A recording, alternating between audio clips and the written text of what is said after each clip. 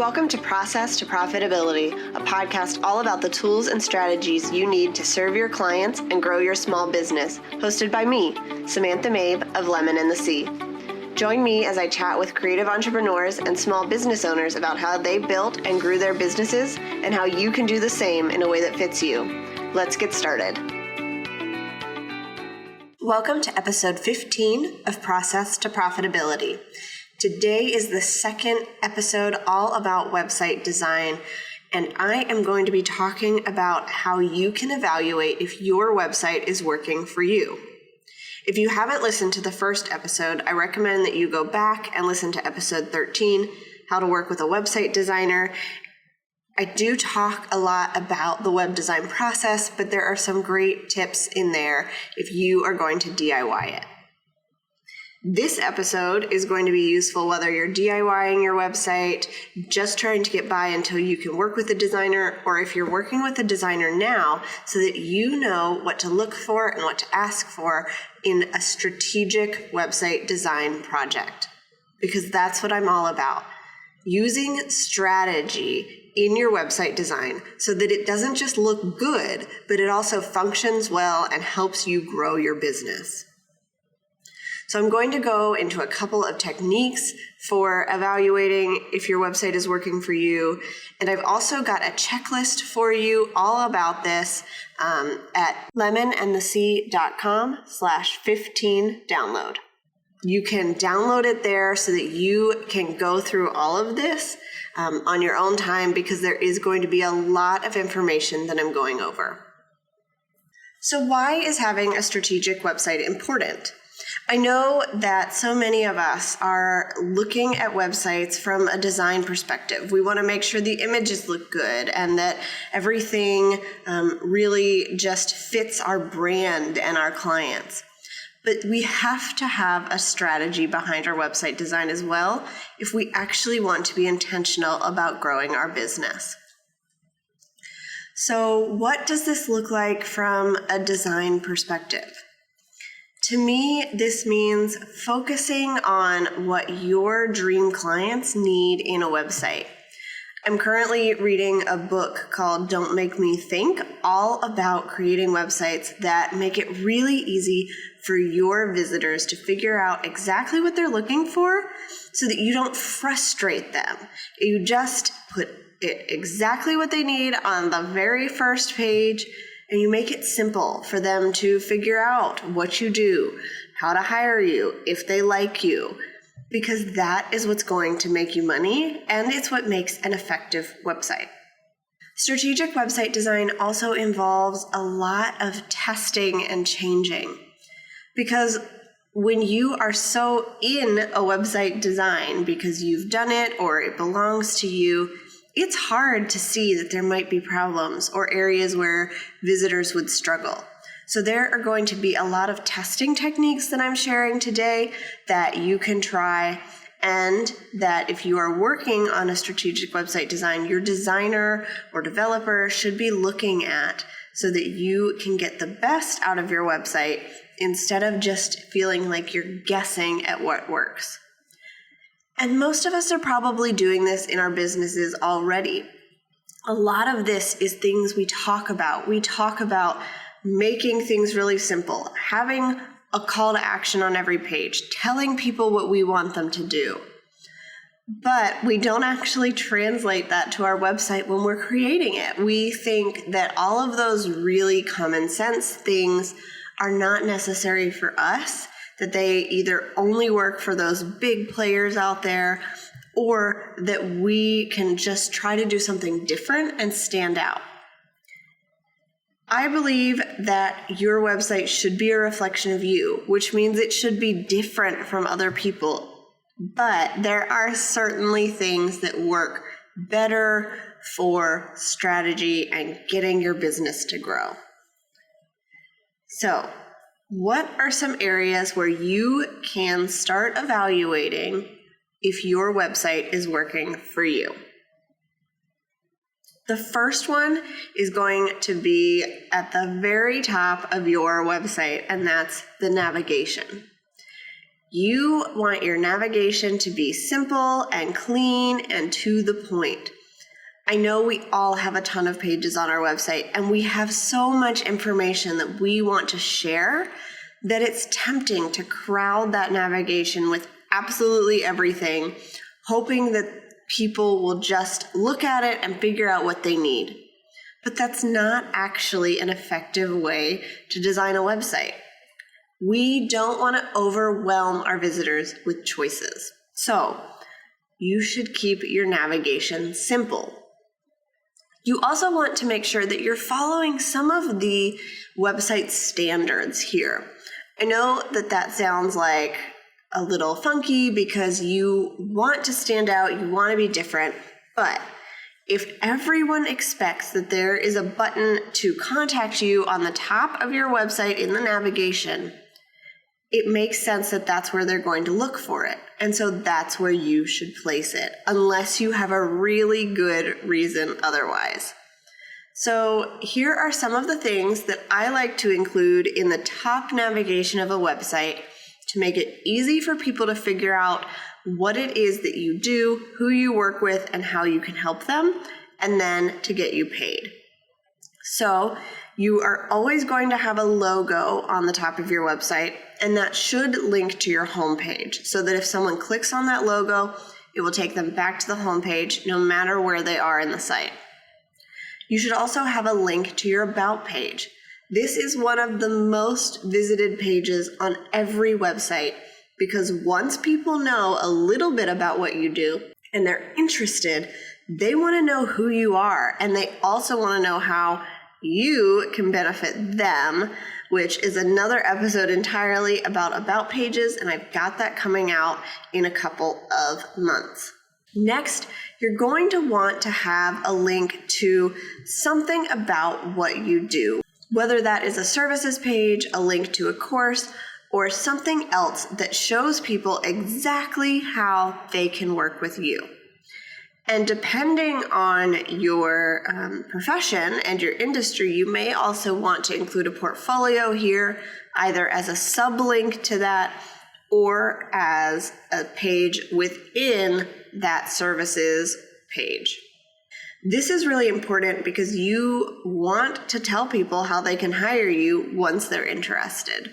And people are going to expect that to be in that top menu, just like they expect it for a product-based business to be able to shop from the top menu. The next page you may want to include, if it's relevant to your business, is a link to the way that you share content, whether that be your blog or a podcast or something else. If you don't have that, I would take that spot and make it a link to have people sign up for your email list. Give them that really valuable opt-in right there so that they can sign up and start getting your valuable content through email. And the last link you want is to have your contact page. And I always put this in the top menu because no matter what it is that you're selling or what you offer, sometimes people are going to want to get in touch with you.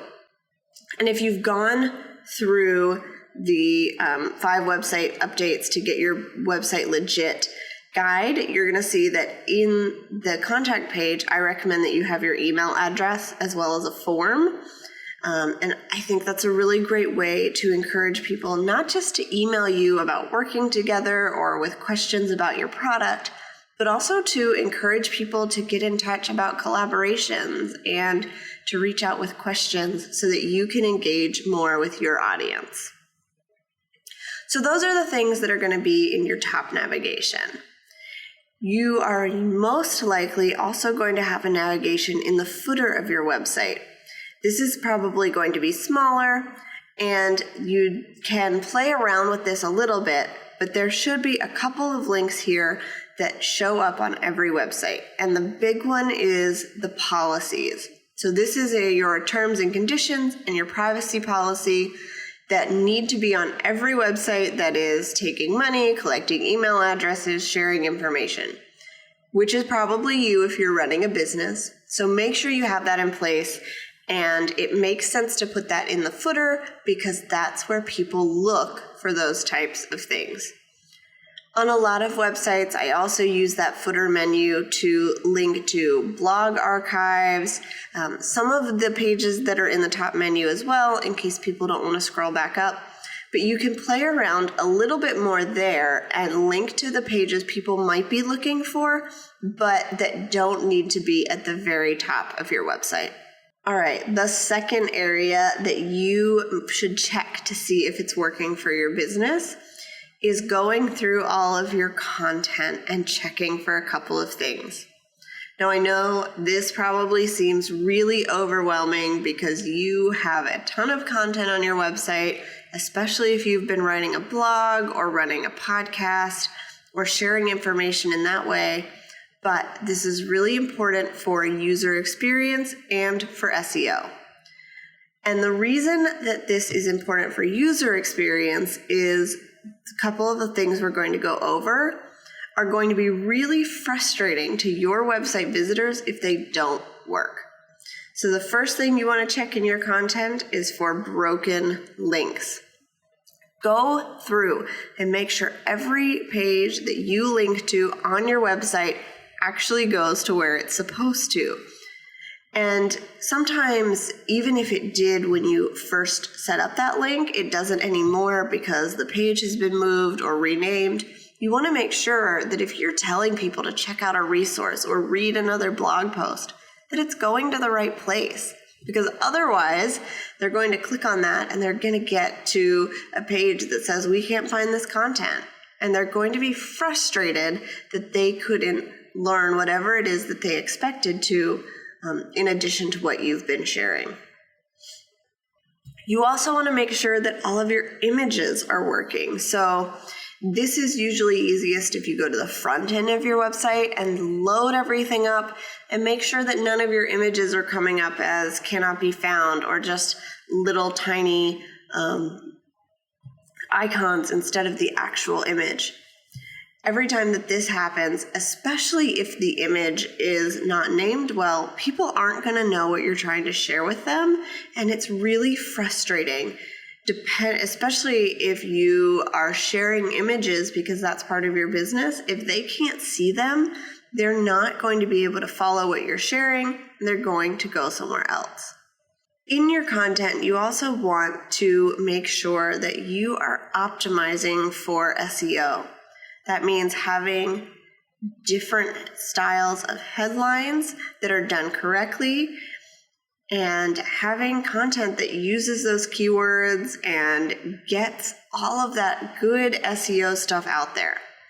Now, SEO is a really complicated topic, and it's not something that I'm an expert on, but I am going to be bringing on an SEO expert to talk through all of this and what you should be doing as your best practices on your website in a later episode. But for now, you should know that you should be concentrating on a couple of things when you're starting out. First is to figure out what your keywords are. And you can do this by brainstorming on your own and then going to Google or going even into the keyword finder on Google to figure out what it is people are searching for when they look for your business. And then you want to use those words as they make sense in a couple of places. You want to use it in your URL. So if you are writing a blog post, you don't want the web address to just be a bunch of numbers and letters. You actually want it to be something that's related to the topic you're talking about. You also want to use it in the titles of your images, the way that you name your images.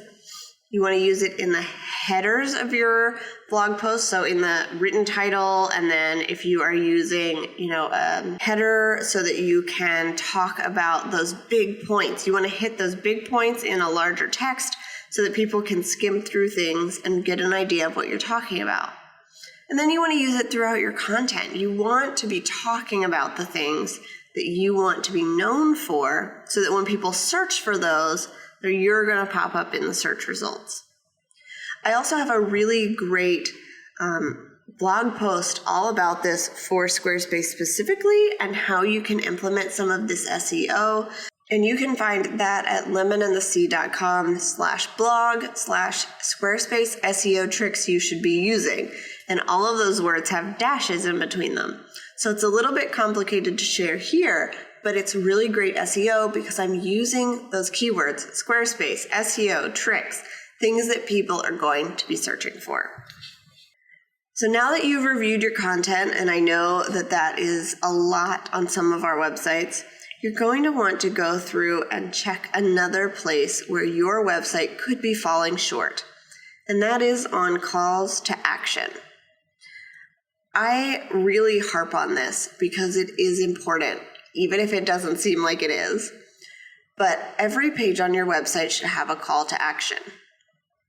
And if you're not sure what that should be, I would start by sitting down and brainstorming every page on your website and what the purpose of that page is. What do you want your visitors to do when they visit that page?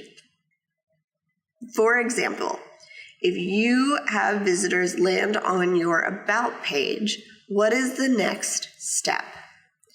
For me, that is usually to go to my blog or to my services page, depending on what makes sense for the offer that my client is selling. So if it's a low-cost offer, I would send them to my services or my course.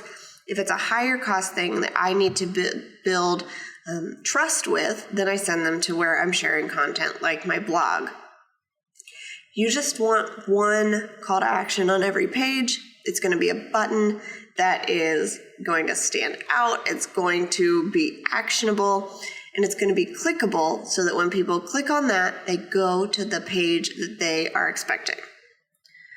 This also applies on your contact page. If you have a form on your contact page, you want a button that submits that form so that people know that they have actually gotten in contact with you.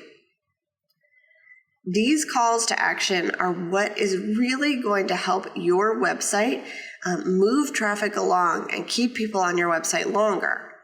What happens when people go to a page that doesn't have a call to action is that they aren't sure what the next step is.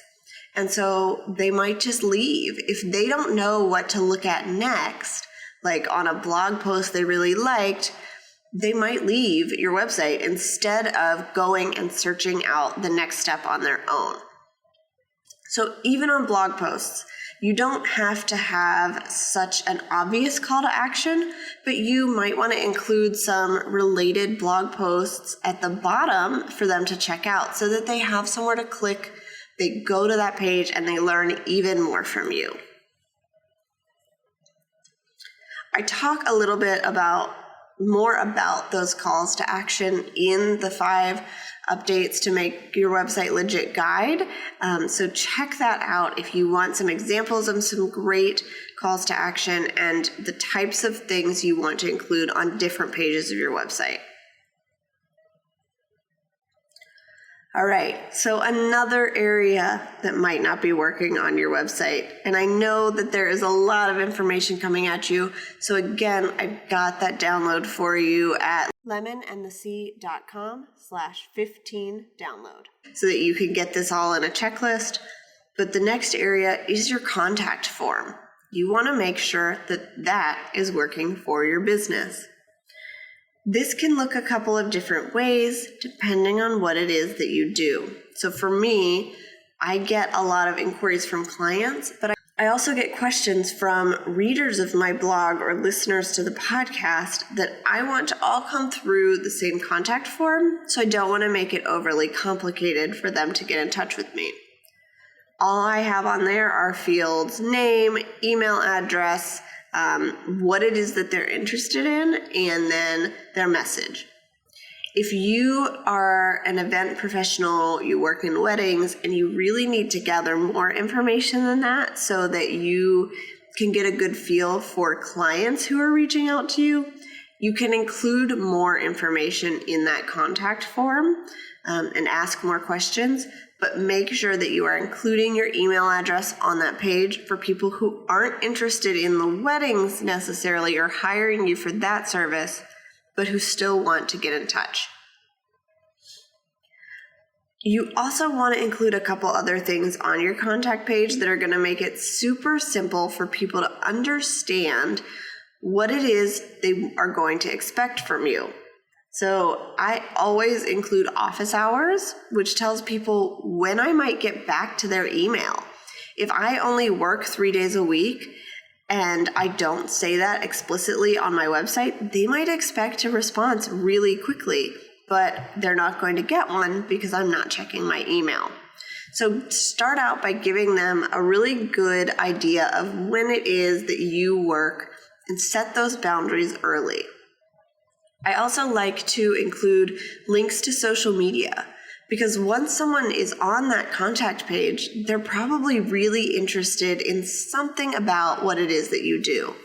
And so even if they're not ready to work with you yet, you want to give them the option of getting on your social media and following you and learning more that way. That's a really great way to optimize that page to make it really impactful for interactions in the future. The next area of things that you should be checking out on your website is the design.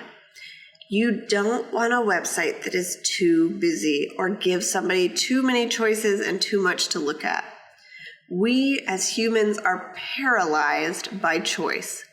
So you want to make it super simple. And this goes back to the calls to action that you want to include, but it also goes to the overall design of your website.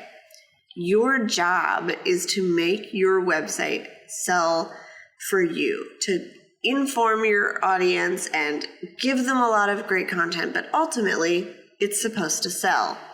And so you don't want to distract from what it is that you do and what you can help people with by filling it up with all sorts of busy things.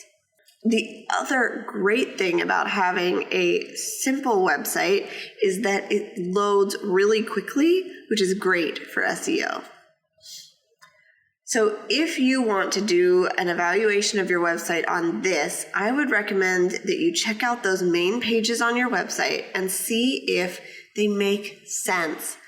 If you have, one main header image, one call to action, and just a couple of blocks of text, you want to keep it simple and you want to have a lot of white space on your websites. That is a really big trend right now, but it's also just good design practice.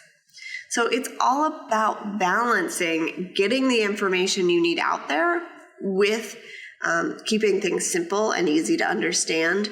But I always go on the side of easy to understand and simple because you can share the other information once you actually get somebody on a call or get to see them in person.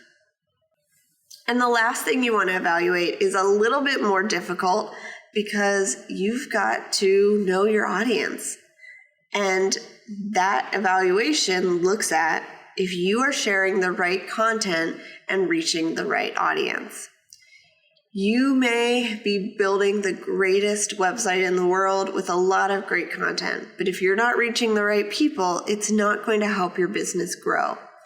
And so you need to make sure that what it is that you're putting out there and how it is that you're sharing that information works for the people you want to work with and attract to your business.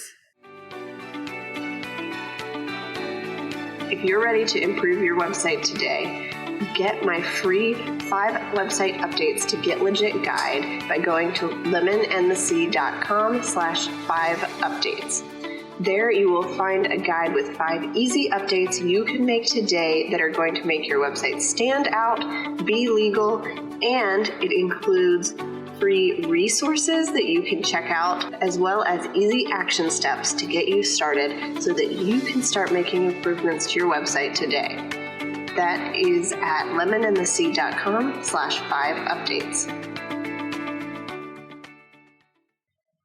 Now I know that that's a lot of areas that you're going to be looking at your website and trying to figure out, is this working or is this not working? And all of that comes into the strategy of a website design, so it can be overwhelming at first. But I want to remind you that good website design just makes it really simple for your dream clients to figure it out that they are the perfect fit for you, that you can serve them really well, and then it inspires them to hire you. And you do that in a variety of ways, but your website is going to be the place that people are coming to check you out. So you want to make sure that it works for you. So I'm going to share a couple of the tools that I use to make sure my websites are working for me and for my clients. And as I am transitioning into just focusing on strategic website design, these are some processes that I'm putting into place for every client project so that I can take a look at all of those areas and see what's working and what might need to be tweaked. So the first thing you should have set up on your website is Google Analytics. And that probably sounds really scary, but it's a free tool that Google offers that you can pretty simply connect to your website, and it's going to give you a ton of great information. When you're just starting out with analytics, I would take a look at a couple of things, and that is, is your website working? So how many people are coming to your website? How long are they staying on your website? And how much are they going to other pages or just bouncing right off and going somewhere else? You also want to look at where people are coming from. So are they coming through social media, through links from other people? Google Analytics can give you a ton of information. And I don't want to go so in depth in that right now that it's overwhelming, but I am going to go through and cover that in another episode so that you can really start to use what it is that you are seeing in a way that's effective. Another really cool thing that Google offers that's going to give you instant feedback is they have an extension on Chrome called Page Analytics. So you can add this extension, and when you are on your website, you're going to see a little bar at the top, and it's going to tell you about the page that you're on. How many page views has it had in a certain amount of time? How many unique visitors have you had? How much time do people spend there? When they come to this page, what do they do next? Do they bounce right off your site, or do they go somewhere else? And so that is some really great information that you can start to use to see if your website is working and if not. So if something is off, you can make some changes and then look at it down the road to see if that's improved things. That's where you're testing and changing and evaluating what works. The second tool that I really love is heat mapping. So I use a software called Crazy Egg. I recently put this on my own website, and it's such a cool tool because it shows me a couple of things on my website that is really useful. You can sign up for this for a free trial, or you can pay for it monthly, but it's actually really useful. So I would recommend that if you are trying to build a strategic website, that you invest in this at least for a couple of months so you can test things out. So the things that I can see through this software is, like I said, it's a heat map. So what I can do is set up a snapshot that runs for a certain amount of time on a certain page of my website, and it tracks everyone that comes there and shows me what it is that they click on, what it is that they hover over. So how long do they look at each section of the page? What is it that they are really interested in? Recently, I used my heat mapping, and I noticed that on my homepage, I have a link to my opt-in, and people are trying to click on the title of that opt-in, but it's not clickable. So I made it a link so that when people go to click on it, they actually go to that opt-in to get a little bit more information. And that's where this can be really useful, is what are people looking at on your website? What buttons are they clicking on that aren't actually buttons. So what should you make clickable that isn't? Or what calls to action are working better? You can test those out because people might click on one as opposed to the other. That is such a cool way to do this. The next thing I love that is a new feature is recordings. So my husband thought this was a little creepy the other day, but basically what it does is when someone comes to your website, it will make a recording of what it is they're looking at on your page. You basically see their screen as a recording, so you can see where it is that their mouse goes and what they hover over and how quickly they scroll and what they're doing.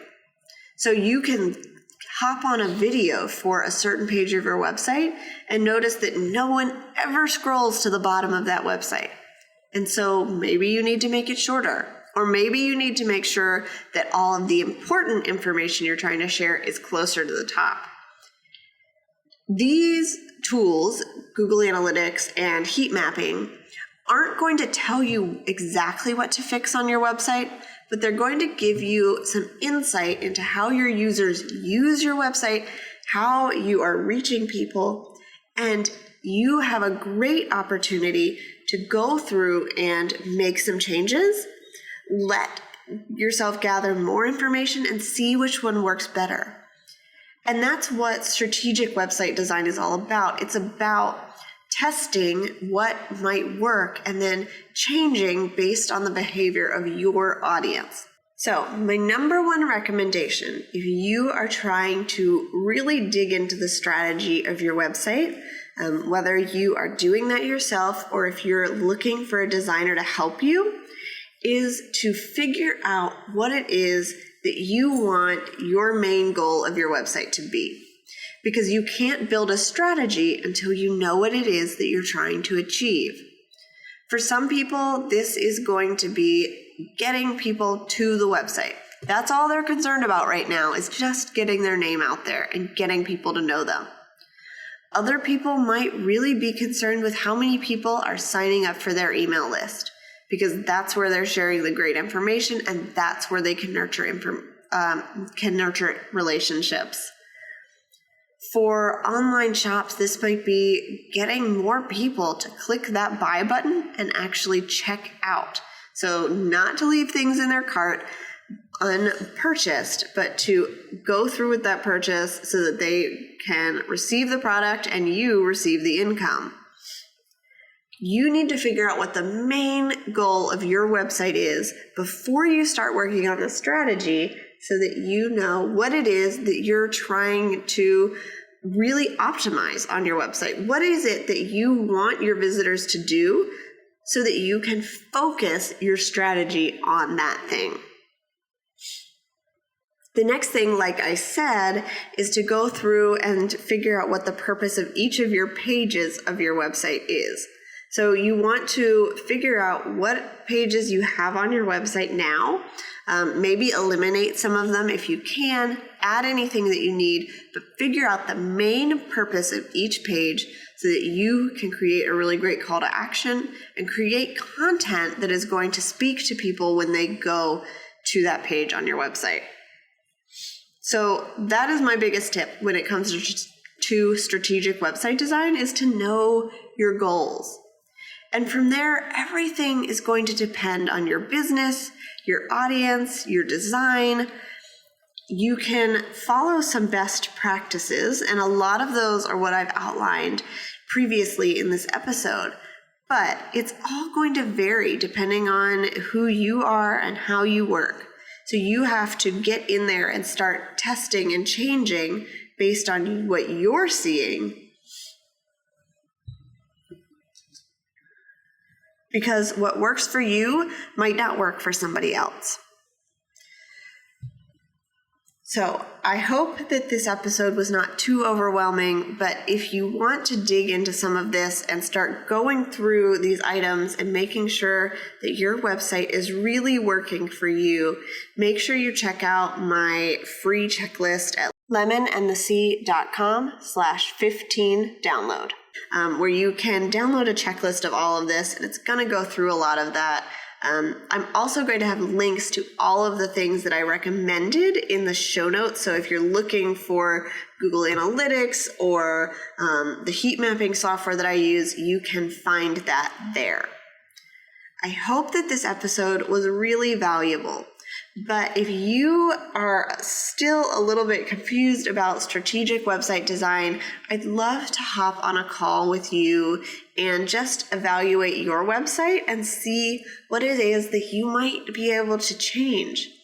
So if you are interested in that, you can reach out to me via email at samantha@lemonandthesea.com.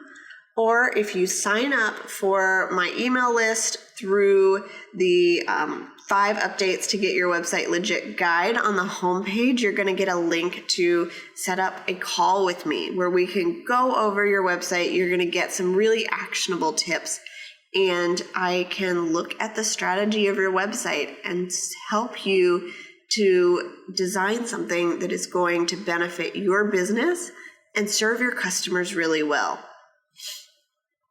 And that's the last note I want to make, because I think when we think about strategy behind websites, we really think that it's all about benefiting the business. It's all about making the sale and sort of tricking people into doing what we want them to do.